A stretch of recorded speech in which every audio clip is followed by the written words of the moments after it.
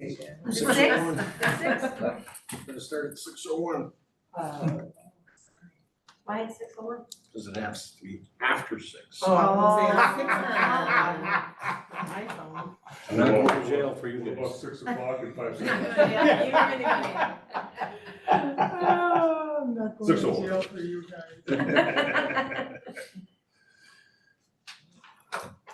Well, Lisa, we can write our time down at 6:01 PM because that's when it's gonna start. That's right. That's right.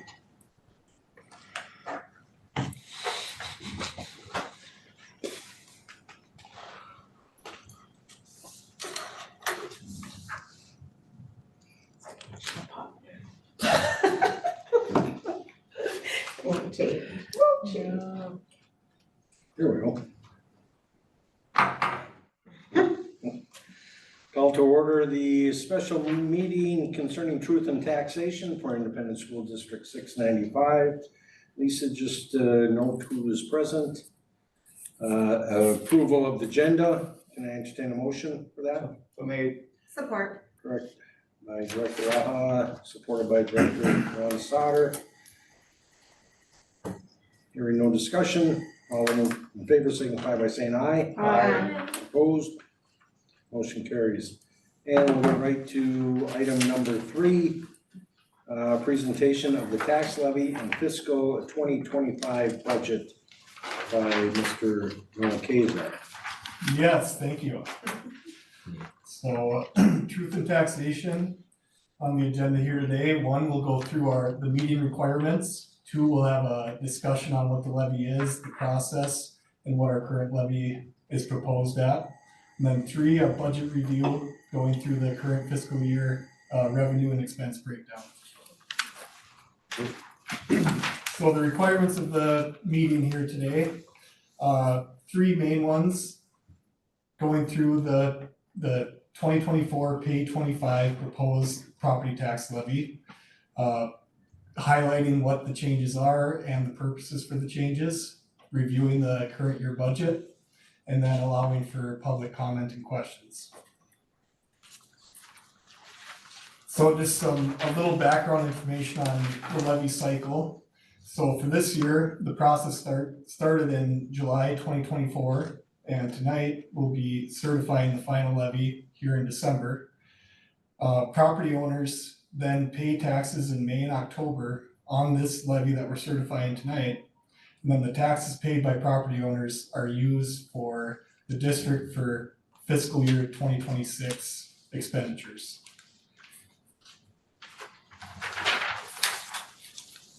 So the different levy categories that there are and how it applies to Chisholm briefly. First is general fund, RMV voter. RMV stands for referendum market value, but it's the amount levied for voter approved dollars allocated towards the general fund.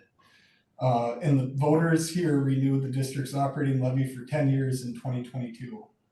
Second, general fund RMV other, that's local optional revenue and referendum equity revenue that's spread based on a property's referendum market value. Third, general fund NTC other. NTC is net tax capacity. It's all other general fund levies. For Chisholm, we're fully offset by other adjustments on the 24 pay 25 levy. 2 categories of debt service, first being voter approved, amount levied for voter approved principal and interest on bond issuances. And debt service other is amount levied for principal and interest on other debt bond issuances that are not voter approved. And the last one being OPEB, amount levied to pay for debt service on OPEB bonds. For us this year, we'll be paying those off in March of 2025. So there's nothing to be levied. For that category. For that category. Sure, we get that straight. Proposed payable 2025 levy. The total levy proposed is $2,419,397.04. Overall, that's an increase of $258,089.86, or 11.94% from the payable 2024 levy. And I'll be going through, what what the reasons are for that in the next couple slides here. Just a visual example of how our levy changed from this year to last year. Total levy increased from 2,161,000 to the 2,419,000. And then I'll be going through these other specific categories on my next slide as to what caused that. So our general RMV voter, total increase of 21,644.63 cents. And that is primarily caused by an increase to the referendum market value for Chisholm. And then same for the general RMV other, that's an increase of 46,905.46 cents. Debt service voter, that's an increase of 147,231.58 cents. And that money is related to the referendum school building project. And this also is impacted by our increase in referendum market value and also reduces the state aid of debt service equalization. And it's a calculation formula that's based on where the taxpayer has more responsibility for it than the state based on the increased referendum market value. Debt service other. So overall in that last chart, you saw an increase of 466,399, but this is mostly offset by a decrease in the OPEB bonding. So the net increase overall, factoring this in, is 42,308. And that is a result of the payment schedules being set to increase in anticipation, knowing that our OPEB levy would be up this year. So just kind of offsetting those dollars. And so the OPEB bonding decreasing by $424,091. So considering all these dollar amounts, adds up to the 258,000 or 11.94%.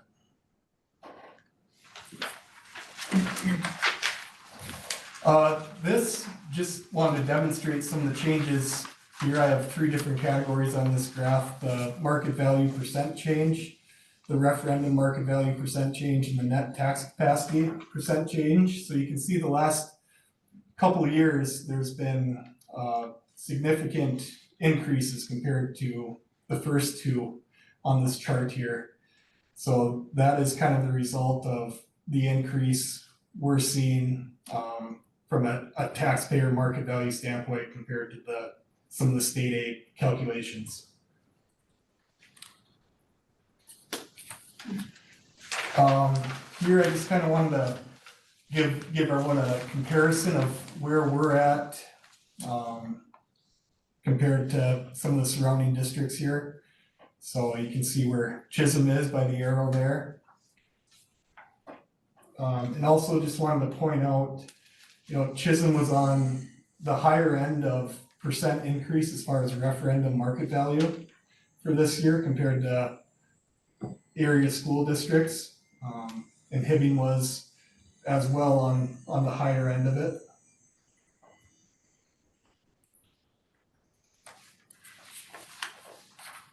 Here is the taconite production impacts.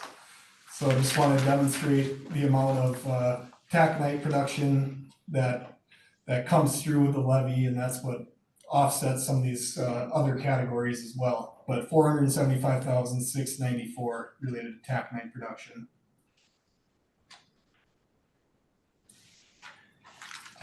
Just another visual here of the surrounding school districts and their taconite production as well, and a 4-year trend on that.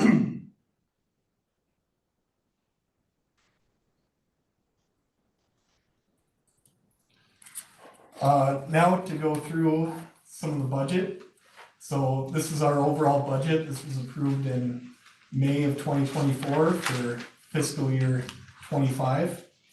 So overall deficit budget of 497,547. That includes 652,803 in the general fund.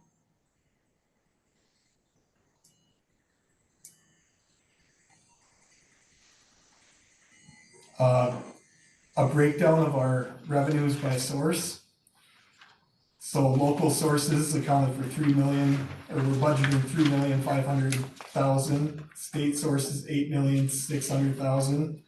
Federal sources of 506,000, and then that other category is 18,184,000. And that also includes from the budget 17,512,000 related to what we're projecting to spend on the school building project.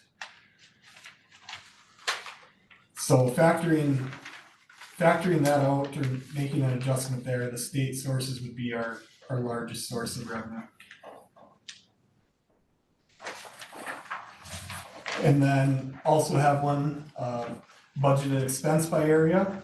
So total expense 31 million. That also includes the 17,512,000 related to what we're anticipating to spend on the school building project.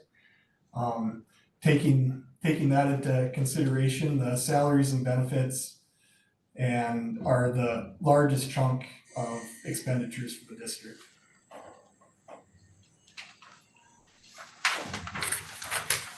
And with that, we'll open it up to any questions or comments. Does the board have any questions or comments for Mr. Kazar at this point? I'm gonna ask this again, I do it every year. Now that OPEB is gonna be paid off, where does that money go? Yeah, so the 2018 capital facilities bonds that were issued, those were scheduled to have increased debt service in 2026 in Right. anticipation. So that's essentially where that, Okay, so it goes back into yep, capital. Okay, kind of offsetting there, yeah. I'm curious about, state aid. I don't know if you can help me or answer this or not, but the formula that they give us money for, does any of this have an effect on that or no? As far as, okay, if they're gonna give us 3% on the formula, does that have any effect on this? Just for general General fund, education. yeah, yeah. I'll have to get back to you to confirm that, but my understanding is, we don't have additional revenue by these categories going up. It's just the calculation of what is from the state or Yeah, taxpayer. no, I get that, I wouldn't think so, I just, because everybody's getting that general fund increase. I think it's 4%, isn't it? That's, Guess I don't know either. that would be my thoughts as well, but I'd have to check to be sure on that. You know what, help me out a little bit. So in the market value change, this is based upon the fact that the property valuations in this area have greatly gone up. Yes. What effect does that have? That's increased or decreased, does that have any, does that play into how much money we get from the state? Yeah, yep. So I think. Good or bad? It's a big calculation. Okay, right, that yeah. it factors in, but because the property values are going up, in theory, taxpayer can support more. Right, so you get less. Yeah. That's right. Yeah. What's that? Yeah, that's the thing, that's why they worked on dropping all those, and now all Yeah. of a sudden they're now going back up. Yeah. Yeah, I kind of thought that's why I understood it, but I was like, okay, so those are huge jumps in the and market value change, which obviously we have no control over. what I found exciting on a personal note is that my taxes went down. Good for you, mine did not. Mine did not either. Well, you don't have to build a $500,000 house in Baltic. I didn't build nothing. I bought a house. So in other words, your market value goes up and the formula states, every residential home has a factor of 1 in the community. So if your residential values are going up, your net tax capacity for the community also Yes. increases. Right, right. So, but I just want to point out that other than the voter-approved referendums that we have, we haven't gone up that much, other than in just daily cost of doing business. Well, that stayed pretty flat. You know, I mean, your wages and salaries go up, you know, your insurance costs go up. So those are the things that we have to make sure that we can pay for. Hence, your increase in your levy, because sometimes your revenues don't match your expenses, such as taconite production tax. You know, Right. that goes down, God forbid. Well, it's, Then you have some serious Yeah. things to think about. well, the other good thing is by keeping an eye on those costs, they stay pretty flat. And by doing this project in general, we're trying to bring down our overall costs of running the school, by bringing it all in one building, which will help also kind of temper this jumps that you see here and hopefully save money elsewhere. And you're making a good point. Yeah. Because in hopefully 2 years, we'll be rid of 2 facilities that are quite expensive to us. And maybe we'll be able to bring some of that burden down on the taxpayer. I think it was, when it explained to us, wasn't it $few $100,000? 300,000 Yeah. potentially to. Just some utilities. Correct. Yeah. Building. So, yeah. Yeah, and I figured if they're guaranteed, like I asked them in Apex over here, if they're guaranteeing 150, you know that's a conservative number. Yeah. Well, there's reduction in staff eventually through, articulation of your team, but with less people, you'll need to do certain jobs and things like that, but everybody on one campus and less busing, less transportation costs, all those things Yeah. might help. Boy, hot water heat is more efficient, less. Well, LED efficiency, exactly. Again, yeah. that's half the thing there, yeah, so. But Hang on, Chisholm. Mr. Kaiser is gonna get a phone call tomorrow from the paper. And they're not gonna care what the dollar amount is. They're 11%. They're looking for a percent. Yeah. So as directors for the Chisholm School Board and representatives of the community, be prepared. I'd hate to have everything referred back to Noah or Mark because they've got their hands full on a daily basis, and some of the things that Director Cry Simon has stated and Director Raha and the rest of us have all mentioned, those are the things that have to be put in play when we're talking to our constituents, so to speak. It's gonna get worse before it gets better. But again, we can't control the market forces to that, kind of drive the property values up, but they go up and Well, down. one They thing do. community members need to realize is with anything, when inventory is low, what does that do? It drives your prices up. That's where our Supply and house demand. values are coming. Yep. Is this, we don't have a lot of houses. We are seeing more incline in listings, and so there's more available out there. So we're starting to see it more steady and slowing down, and houses are flying off the shelf and going, 10 offers Well, later, but We'll probably rebound faster than bigger cities. Yes. Because we have, this, I guess, ability and people can actually get supplies now to build houses and build new things. That was a problem too, not having any ability to build new housing, which again, the supply and demand was really bad, so.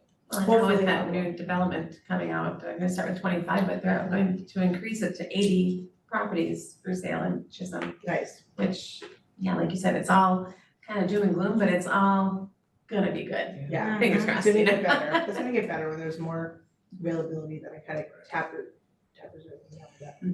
Any other questions for Mr. Kaiser? Thanks I for did making not it think, you so know, it was very, easy to yeah, understand. it was a very straightforward presentation, thank you. Well, you have one under your belt. Yep. Breathe a little bit easier. You didn't even seem nervous. He was. My leg's gotta work out. I know. There's an empty six pack and Yeah. a carton of smokes. Well, you had nothing to be nervous about because you did very well. Very nice Wow, job. Very nice. Seeing no other business before us, we need to adopt and certify the final 2024 payable 2025 levy as presented. I will motion. Motion by Director Raha, I'll support. support by Director Crowdy Simon. Any other discussion? Hearing none, all those in favor signify by saying aye. Aye. Opposed? Motion carries. Entertain a motion to adjourn. Make a motion. Support. Motion by Director Ronda, support by Director Rice. All those in favor signify by saying aye. Aye. Opposed? Motion carries. Time is 6:21.